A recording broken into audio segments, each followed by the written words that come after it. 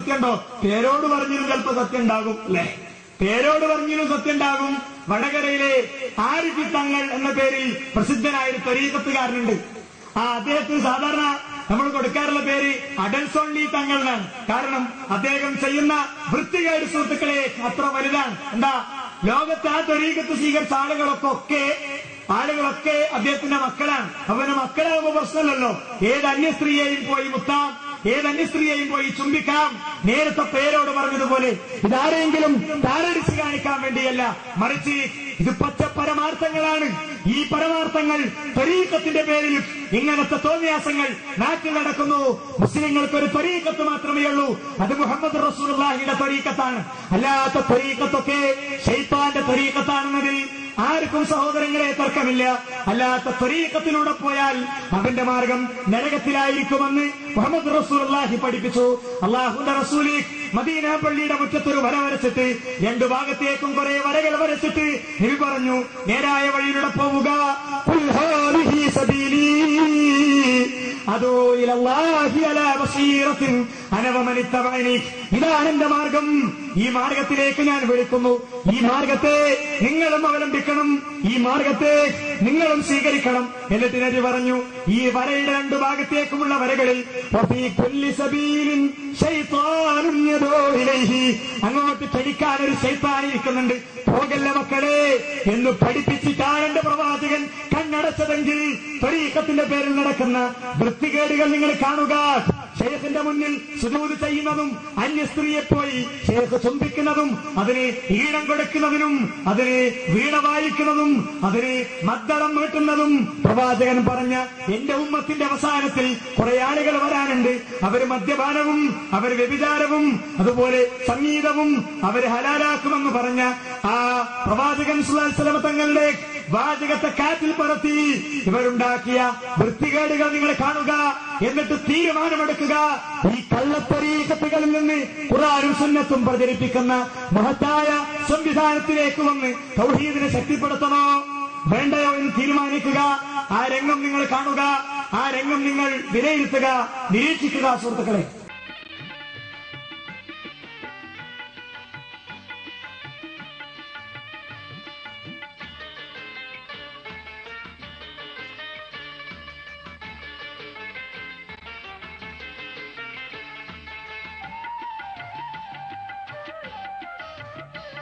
شيخ مسهوري بجاه شيخ مسهوري بجاه شيخ مسهوري إلهي رക്ഷയേ ഗണേ തിരുലോക ജയം ശരണേ ലോക ജയം ശരണേ കനിവെന്നും അരുളീടണേ ബിജാഹി ശൈഖ് മശ്ഹൂരി ബിജാഹി ശൈഖ് മശ്ഹൂരി ആരിഫി തങ്ങളു പാപ്പ ആരുണ്ടിതിനെ എതിർപ്പാൻ അനുഭവമുള്ളോർക്കറിയാം അതിൽ നിന്നൊരൽപ്പം പറയാം ആരിഫി തങ്ങളു പാപ്പ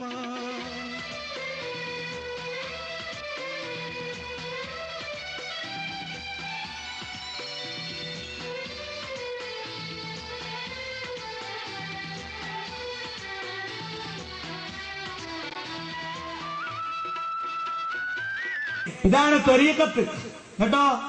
ആളുണ്ട് ഇതിനെ എതിർക്കാന്ന ചോദ്യം. നമ്മളുണ്ട്, നമ്മളെന്നെ ഉള്ളൂ, വേറെ ആരുമില്ല അല്ലേ കേട്ടോ. അത് നിങ്ങൾ എതിർക്കണെന്താ? അനുഭവമില്ലാത്തോണ്ടാണ്. ഇങ്ങനത്തെ അനുഭവമല്ല, വളരെ ശരിയാ, ഇങ്ങനത്തെ അനുഭവമില്ല.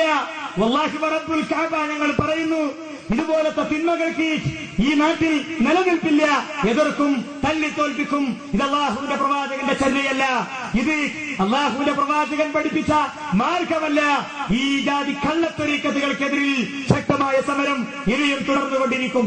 പ്രിയപ്പെട്ടവരെ, പ്രമാണങ്ങൾ വിട്ട് മുൻഗാമികൾ മനസ്സിലാക്കിയ മാർഗം വിട്ട് സഞ്ചരിക്കുമ്പോഴാണ് ഇങ്ങനത്തെ രംഗങ്ങൾ നമ്മൾ കാണേണ്ടി വരിക. ഓരോ ആയത്തും തെളിവായി ഉദ്ധരിക്കുമ്പോ, ഓരോ ഹദീസും പ്രമാണമായി ഉദ്ധരിക്കുമ്പോ ഏത് വിഷയത്തിലാണ് ഉദ്ധരിക്കപ്പെടുന്നത്, ആ ഉദ്ധരിക്കപ്പെടുന്ന വിഷയത്തിൽ ആ ആയത്ത്, ആ ഹദീസ് നമ്മളല്ല ആദ്യം കേട്ടത്, നമ്മളല്ല ആദ്യം പഠിച്ചത്. ആദ്യം കേട്ടവർക്ക് സ്വഹാബത്തിന് ഇങ്ങനത്തെ ഒരു അഭിപ്രായം ഉണ്ടായിരുന്നോ ഇല്ലേ എന്ന് നമുക്ക് ആലോചിക്കാൻ പറ്റണം. ഇല്ലെങ്കിൽ വൃത്തികെട്ട സമ്പ്രദായങ്ങൾ ഇസ്ലാമിന്റെ പേരിലുണ്ടാകും. കുത്താരാത്തീബ് അല്ലെ, കുത്താരാത്തീബ് ഇസ്ലാമാണ്. ഇതൊക്കെ വിലായത്തിന്റെ പേരിൽ വരുന്ന സാധനങ്ങളാ. ത്വരീഖത്തിന്റെയും വിലായത്തിന്റെയും കറാമത്തിന്റെയും പേരിൽ വരുന്ന സാധനങ്ങളാണ് കുത്താരാത്തീബ്. കുത്താരാത്തീബിലെ ഒരു രംഗം നിങ്ങൾ കാണാം. എന്നിട്ട് ഇതിനും ഹിന്ദു ഇസ്ലാമും തമ്മിലുള്ള ബന്ധത്തെക്കുറിച്ച് നിങ്ങൾ ആലോചിക്കുക. ആ രംഗം നിങ്ങൾ വീക്ഷിക്കുക. പ്രധാനമിനമായ കുത്രാത്തീബ്, കുത്രാത്തീബിന് നേതൃത്വം കൊടുക്കുന്ന പുരോഹിതനെയും കാണാം.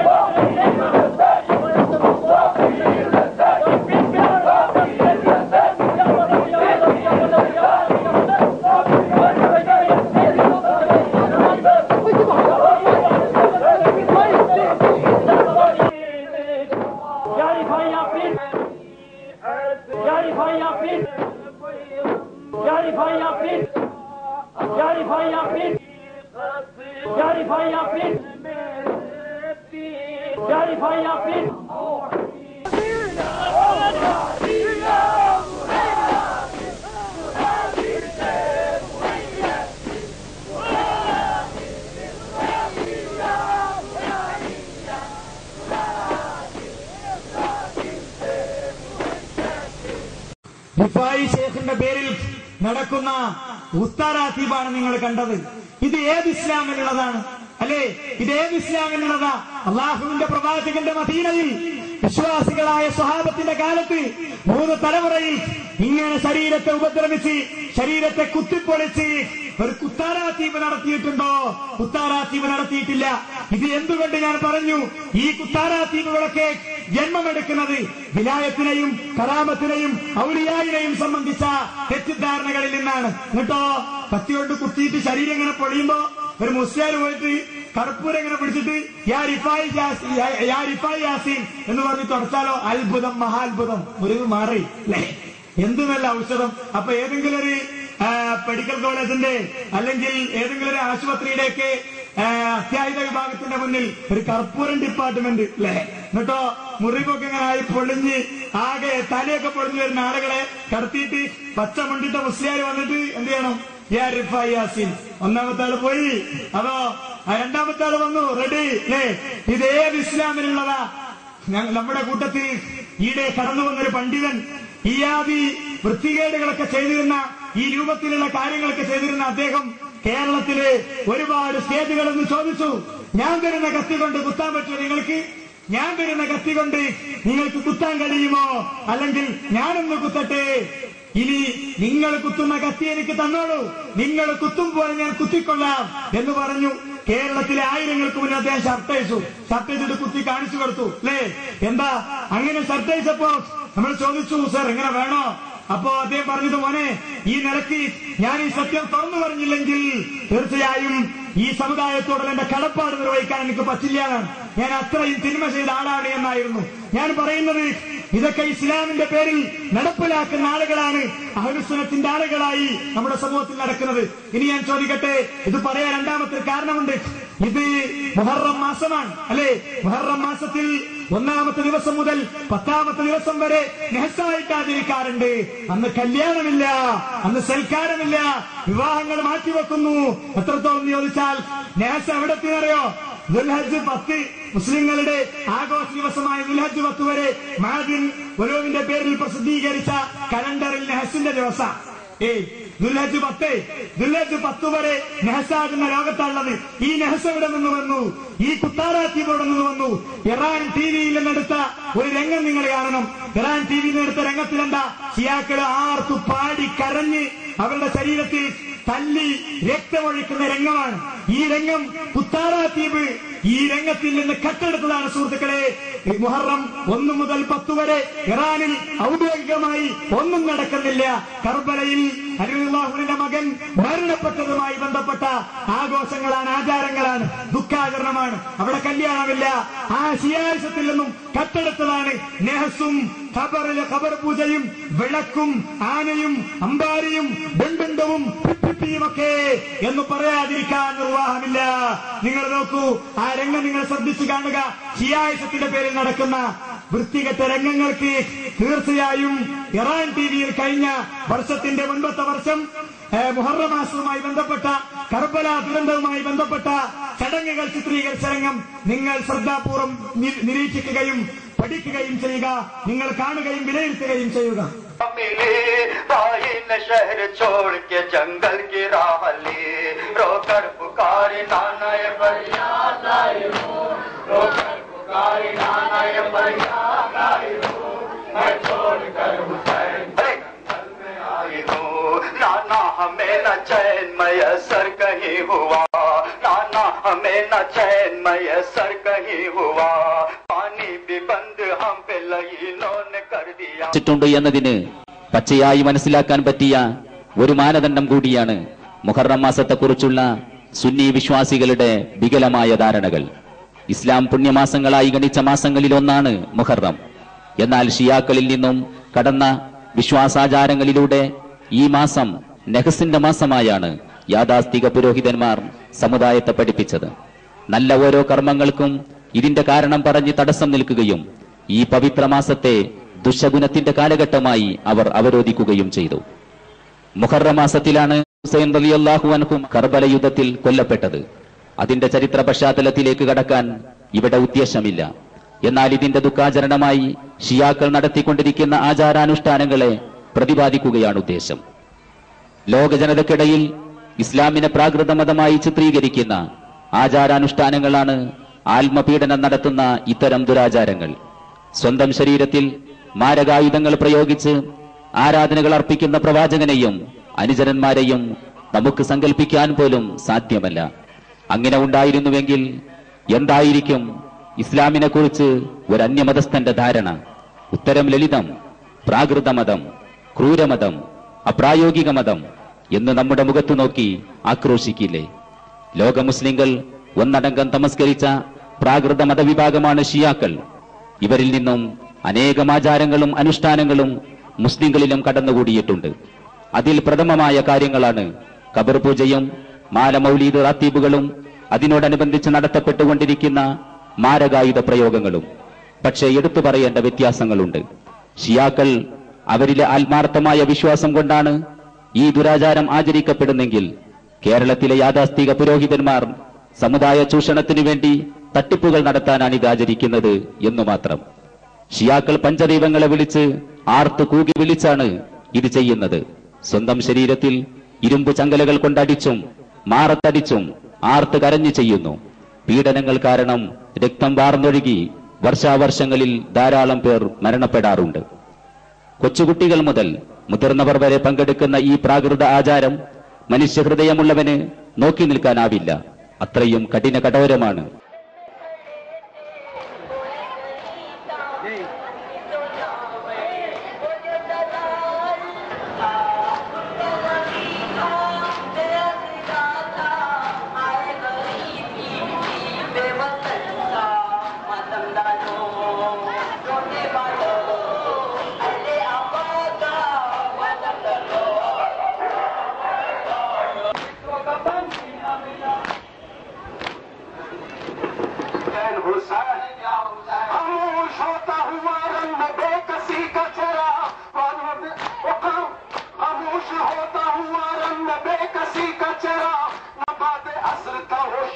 जिंदगी का चरा यदू की फौज थी और बीच में अली का चरा जमीन में कर्बला में बुझा नबी का चरा वो बेकफन है अब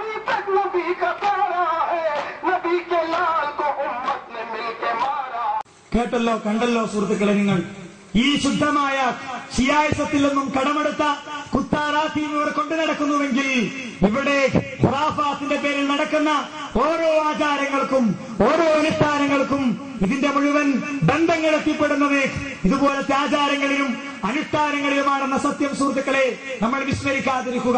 ഞാൻ പറഞ്ഞു വന്നത് ഇവിടെ കാര്യങ്ങൾ വ്യക്തമാണ്. അള്ളാഹുവോട് മാത്രം പ്രാർത്ഥിക്കണമെന്ന് പറയുമ്പോ ആ പ്രാർത്ഥിക്കണമെന്ന് പറയുന്ന ആളുകൾക്കെതിരിൽ ഏറെയാൽ പറയാൻ കഴിയുക പ്രാർത്ഥിച്ചാൽ പുണ്യം കിട്ടില്ല, കൂലിയും കിട്ടില്ല, ശിക്ഷയും കിട്ടില്ല എന്നാണ്.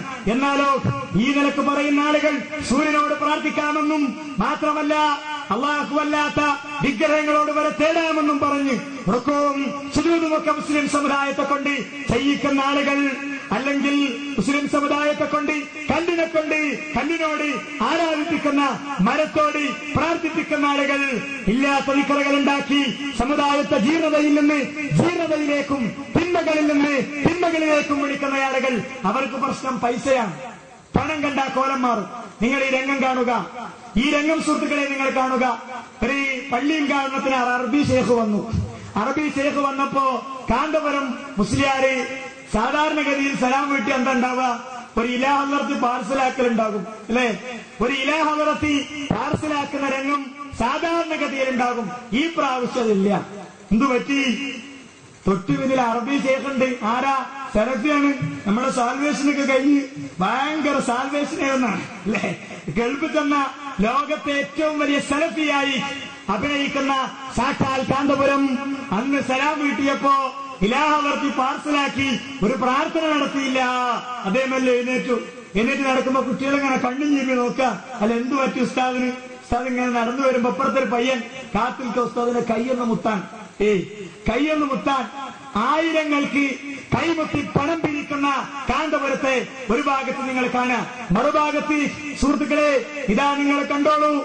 കാന്തപുരം അവിടെ എഴുന്നേൽക്കുകയും വരുമ്പോ കൈ തട്ടി നീക്കുകയും കൈ കൊടുക്കാതിരിക്കുകയും മെല്ലെ അറബി ശേഖനെ തിരിഞ്ഞു നോക്കി കൈ തട്ടുകയും അങ്ങനെ എഴുന്നേറ്റ് വരുമ്പോ കൈ കൊടുക്കാതിരിക്കുകയും ചെയ്യുന്ന മുത്താൻ കൊടുക്കാത്ത കാന്തപുരത്തെയും മറുഭാഗത്ത് ആയിരങ്ങളെ സാക്ഷി നിർത്തി കൈമുത്തിക്കുന്ന കാന്തപുരത്തെയും നിങ്ങൾ കാണണം.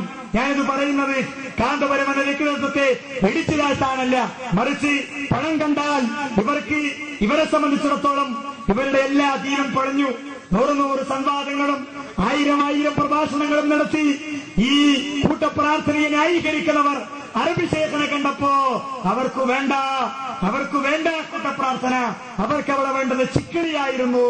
ഇനിയോ അത് കഴിഞ്ഞ് കൈമുത്താൻ കാത്തു നിൽക്കുന്ന പയ്യന്റെ കൈ തട്ടുമാറ്റുമ്പോ എന്തേ കൈ ഇത്ര കൊടുക്കാൻ പറ്റാത്ത സാധനാണോ? നിസ്കാരം കഴിഞ്ഞു വരുമ്പോ അങ്ങനെ കൊടുക്കാൻ പറ്റാത്ത സാഹചര്യം ഉണ്ടാവാൻ സാധ്യതയില്ലല്ലോ എന്നാണ് എനിക്ക് പറയാനുള്ളത്. എന്നിട്ടോ ഈ നിലക്ക് പോകുന്ന ആളുകൾക്ക് ഓരോ സന്ദർഭത്തിലും ഓരോ രൂപത്തിലും ഓരോ രീതിയിലുമുള്ള നീക്കങ്ങളാണ് ഇവർക്ക് നടത്താനുള്ളത്, അല്ലേ? ഒരു സമയത്ത് കൈ കൊടുക്കുന്നു, അപ്പം എന്താ പിന്നിൽ ചേക്കുണ്ട്. കണ്ടാല് ഇങ്ങനത്തെ ഒരു രീതി പലപ്പോഴും പലരും അംഗീകരിക്കുന്നില്ല. അപ്പോ ആ നിലക്ക് പണം മുടങ്ങും എന്ന തിരിച്ചറിവാണ്. മറുപടി കൊണ്ട് പറഞ്ഞല്ലോ, ഞാൻ ഗൾഫിൽ ചെന്നു, വലിയ പണ്ഡിതനായ ഇബ്നു ബാസ് കണ്ണില്ലാത്ത അദ്ദേഹത്തിന്റെ അടുക്കൽ നീണ്ട താടി വെച്ചൊരു മനുഷ്യനെ കണ്ടു. ഞാൻ വീണ്ടും തുറിച്ചു നോക്കി, അതായിരിക്കുന്നു കാന്തപുരം. ഇബ്നു ബാസ് കാഫറാണെന്ന് പറയുന്ന കാന്തപുരം ഇബ്നു ബാസിന്റെ അടുക്കൽ ഇരിക്കുന്നു, അല്ലേ? ഞാൻ പറഞ്ഞു ഇയാൾ ഖുബൂരിയാണ്. അന്നെന്നെ കാന്തപുരം നോക്കി വർഗീയമായ നോട്ടം ഞാനൊന്നും മറന്നിട്ടില്ല എന്നാണ്. അത് പറഞ്ഞപ്പോ രേഖ ഉണ്ടായിരുന്നില്ല. എന്നാലോ ഇന്ന് രേഖയുണ്ട്. അറബി ശേഖന്റെ മുന്നിൽ കൈകട്ടി മാറ്റി സ്വന്തം ശിഷ്യനെ മാറ്റുന്ന ആള് ആയിരങ്ങളുള്ള സദസ്സിൽ കൈ കൊടുക്കുന്ന രംഗം. അല്ലെങ്കിലും ഇതാണല്ലോ ഇവരുടെ രീതി. ഇനി നിങ്ങൾ നോക്കുക, ഈ ഉസ്താദിനെ കണ്ടാണല്ലോ ശിഷ്യൻ പഠിക്കുക. ശിഷ്യന്റെ ഒരു സ്ഥലത്തെ പ്രസംഗം എന്താ? കൈമുത്തല്ലേ, പണം ആഗ്രഹിക്കല്ലേ, കൈമുത്തണമെന്നും പണം ആഗ്രഹിക്കല്ലേ എന്നും പറയുന്ന ഭാഗം സുഹൃത്തുക്കളെ നിങ്ങൾ കാണണം. എന്താ കൈമുത്തല്ലേ എന്നും പണം ആഗ്രഹിക്കല്ലേ എന്നും പറയുന്ന ആള് കുറ്റിച്ചിറയിൽ വെച്ച് പ്രസംഗിച്ചു.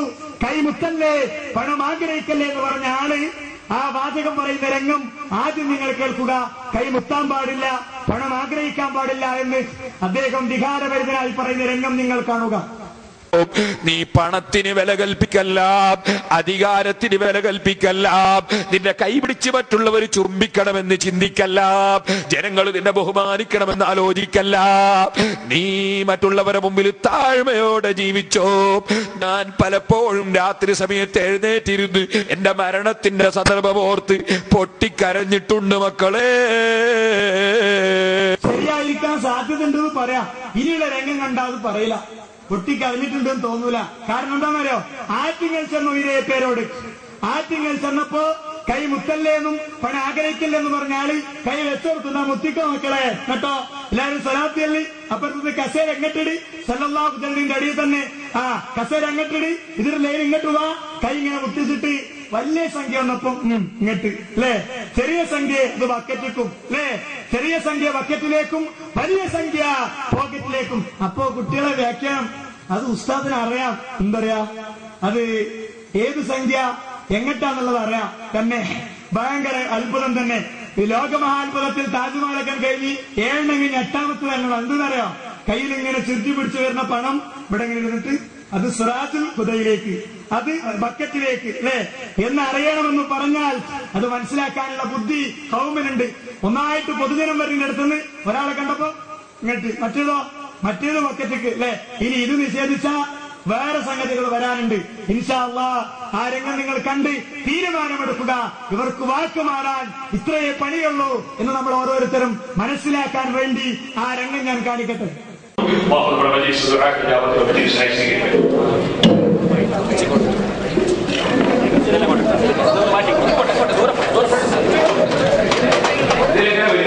എന്റെ ഇടത് ഭാഗത്തോട് വരിക, എന്റെ ഭാഗത്ത് ഇങ്ങോട്ട് പോവാ.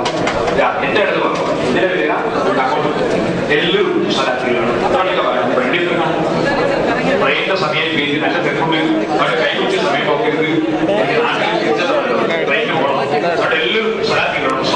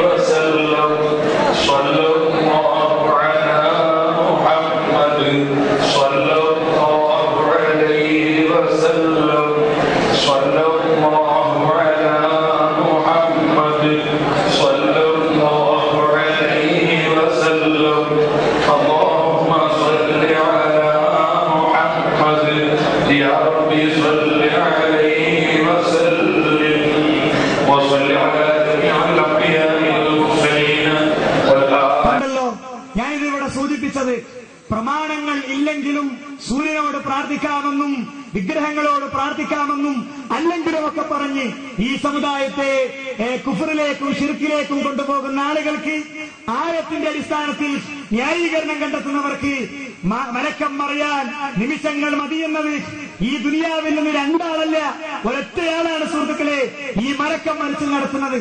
അവര് മാസപ്പിറവ് പ്രഖ്യാപിച്ചാൽ അതിലൊരു തെറ്റും വരില്ല, അവരൊരു തരീഖത്തിന്റെ കൂടെ പോയാൽ അവിടെ ഒരു കുഴപ്പവും വരില്ല എന്ന് ചിന്തിക്കുന്ന ആളുകൾക്ക് പാഠമാകണം. നിങ്ങൾ ചെയ്യാത്ത കാര്യം പ്രവർത്തിക്കുന്ന, നിങ്ങൾ പറയുന്ന കാര്യം എന്തുകൊണ്ട് ചെയ്യുന്നില്ല എന്ന ഖുർആന്റെ ചോദ്യത്തിന് ഉത്തരം കണ്ടെത്താൻ പ്രിയപ്പെട്ടവരെ നമുക്ക് കഴിയണം. ഇവിടെ ഇതുപോലത്തെ കാര്യങ്ങൾ പഠിക്കാനും ചിന്തിക്കാനും സംവിധാനങ്ങളുണ്ട്. പെരിന്തൽമണ്ണയിലെ നമ്മുടെ സംവാദം മൾട്ടിമീഡിയയിലെ പ്രവർത്തകർ, ISM പ്രവർത്തകർ ഇതുപോലത്തെ സന്ദേശങ്ങളെ വളരെ കൃത്യമായ ആളുകൾ വിലയിരുത്താനും പഠിക്കാനും വേണ്ടി ഈ ഇതുപോലത്തെ പ്രഭാഷണ പരിപാടികളുടെ സീഡികൾ 15 രൂപ നിരക്കിൽ ഇവിടെ വിതരണം ചെയ്യുന്നുണ്ട്. നിങ്ങളത് കൈപ്പറ്റണം. 2-3 സീഡികളെങ്കിലും കൈപ്പറ്റുകയും നമ്മുടെ ഇതുപോലത്തെ കാര്യങ്ങൾ മനസ്സിലാക്കാത്ത സുഹൃത്തുക്കൾക്ക് ഇതെത്തിക്കുകയും വേണമെന്ന് ഈ സന്ദർഭത്തിൽ ഓർമ്മിപ്പിക്കാൻ ഞാൻ ആഗ്രഹിക്കുകയാണ്. നിങ്ങൾ ഇറങ്ങിപ്പോകുന്ന വഴിയിൽ തന്നെ അതിനുവേണ്ട കൗണ്ടർ തുറന്നിട്ടുണ്ട്. കാര്യമായി നിങ്ങളെല്ലാവരും ഈ സംവിധാനത്തോട് സഹകരിക്കണമെന്ന് ആഗ്രഹിക്കുകയാണ്. പ്രിയപ്പെട്ടവരെ, തിരിച്ചു പോകുമ്പോ ആരുടെയും അനുവാദത്തോടു കൂടെ വന്നവരല്ല നമ്മളെങ്കിൽ ആരോടും അനുവാദം ചോദിക്കാതെ തിരിച്ചു കൊണ്ടുപോകുമെന്ന യാഥാർത്ഥ്യബോധം നമുക്കുണ്ടാകണം. ഏതോ മൾട്ടി സ്പെഷ്യാലിറ്റി ആശുപത്രിയുടെ ഏതോ റോട്ടിലെ ഏതോ വഴിയോരത്തെ കിടന്ന് നമ്മൾ മരിക്കേണ്ടി വരുമ്പോ വിശ്വാസവും ഈമാനും സ്വീകരിച്ച് മരിക്കാൻ നമുക്ക് പറ്റണം. ഇത്രയും നേരം സംസാരിച്ചത് ആ സതുദ്ദേശത്തിന്റെ അടിസ്ഥാനത്തിലായിരുന്നു. ആർക്കെങ്കിലും ഏതെങ്കിലും വരി പ്രയാസകരമായെങ്കിൽ തീർച്ചയായും ഞാൻ ഖേദം പ്രകടിപ്പിക്കുന്നു. തിന്മകളെയും അധർമ്മങ്ങളെയും ജീവതകളെയും എതിർക്കുമ്പോ വാചകങ്ങൾക്ക് കട്ടിക്കൂടിയാൽ നിങ്ങൾ എന്നോട് ക്ഷമിക്കുക. കാരണം ഇതുപോലത്തെ തിന്മകളെ എതിർക്കുമ്പോ നമ്മുടെ വാചകം കൊണ്ട് ആർക്കെങ്കിലും ഹിദായത്ത് മടങ്ങിക്കൂടല്ലോ. അതുകൊണ്ട് പ്രിയപ്പെട്ടവരെ, പഠിക്കുക, ചിന്തിക്കുക. ഇനിയും ഒരുപാട് കാലം ജീവിതമുണ്ടെന്ന ധാരണ ഒഴിവാക്കുക. ഇവിടെ മുജാഹിദ് സ്റ്റുഡൻസ് മൂവ്മെന്റ് സംസ്ഥാന വ്യാപകമായി സംഘടിപ്പിക്കുന്ന സന്ദേശ പ്രചാരണങ്ങളുടെ ഭാഗമായി നമ്മുടെ നാടിന്റെ നാനാഭാഗത്തും ഇനിയും ഇതുപോലത്തെ പ്രഭാഷണ പരിപാടികൾ നടക്കേണ്ടതുണ്ട്. ആ സംരംഭങ്ങളിൽ നമ്മളെല്ലാവരും ഒത്തൊരുമയോട് കൂടെ പോവുക. എനിക്കെന്റെ സഹോദരിമാരോട് സൂചിപ്പിക്കാനുള്ളത്, ദീനി സദസ്സുകളിലോ അല്ലാത്ത സദസ്സുകളിലോ പോകുമ്പോൾ ഇസ്ലാമികമായ വസ്ത്രധാരണം ഏറെ നിസ്സാരവൽക്കരണത്തോടു കൂടെ കാണേണ്ടതല്ല. നമ്മൾ മുൻകൈയും മുഖവുമല്ലാത്ത ഭാഗങ്ങൾ മുഴുവൻ മറക്കണമെന്നും അത് കണിശമായി സ്വീകരിക്കണമെന്നും പഠിപ്പിച്ച പ്രവാചകൻ, പെണ്ണിന്റെ ഔറത്ത് കണ്ടാൽ അവളുടെ സങ്കേതം നരകത്തിലാണെന്ന് പഠിപ്പിച്ച ഹദീസുകൾ ഏറെ വേദനയോട് കൂടെ നമ്മൾ ഓർക്കുക, ജീവിതത്തിൽ തിരുത്തുക. അള്ളാഹു അനുഗ്രഹിക്കുമാറാവട്ടെ, അവന്റെ മുത്തഖീങ്ങളിൽ അവൻ നമ്മൾ ഉൾപ്പെടുത്തുമാറാവട്ടെ. കലിമത്ത് തൗഹീദ് ഉച്ചരിച്ച് മരിക്കുവാനുള്ള സൗഭാഗ്യനാഥൻ നമുക്ക് പ്രദാനം ചെയ്യുമാറാവട്ടെ. ആമീൻ ആമീൻ ബിറഹ്മതിക യാ അർഹമർ റാഹിമീൻ. വസ്സലാമു അലൈക്കും വറഹ്മത്തുള്ളാഹി.